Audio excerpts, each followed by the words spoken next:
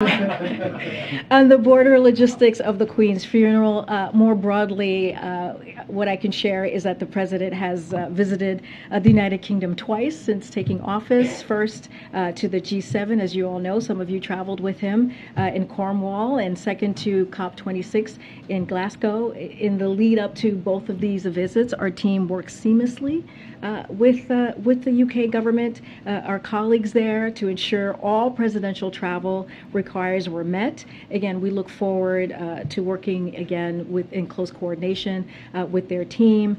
But again, it just would be inappropriate for me to comment on the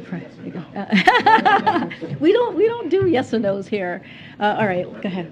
The Census Bureau reported today that income inequality increased for the first time since 2011. They didn't have a reason for that, but do you have any comment on why that might be, particularly when inequality has been a top concern for the President? Say that beginning part again. I missed that. Income inequality. Income inequality increased for the first time since 2011. Okay, I would have to talk to the National Economic Team on that specific question.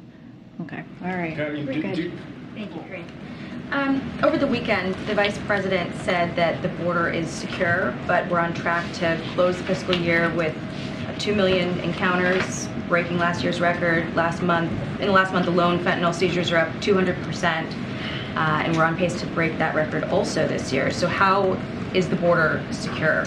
So we see record seizures of fentanyl at the border, so we're actually catching fentanyl before it enters the country. So that's how we see that. Look, as far as the border, we're taking unprecedented action.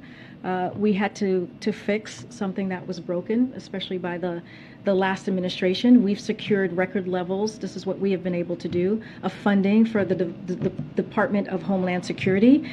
Remember, many Republicans voted against that. Many of them who would like to invite me to the border have actually voted against that. We've made over 3,000 arrests as part of a first-of-its-kind anti-smuggling campaign. We've installed border technology and set up joint patrols with Mexico and Guatemala to catch traffickers. We've got Mexico to agree to pay $1.5 billion to improve border processing and security through smart, proven border management solutions.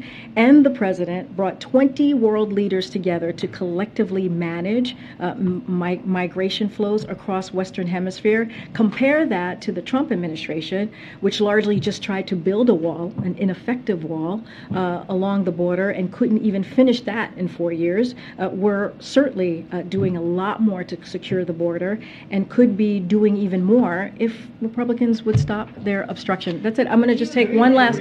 I'm actually breaking the rule here. I'm taking one last question. Go ahead, Tam.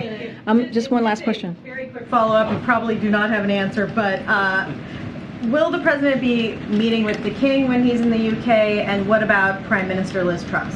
I don't have anything to share on his schedule, anything further than he will be attending the funeral on the 19th, and nothing else to share on his schedule to the UK. All right, thanks everybody.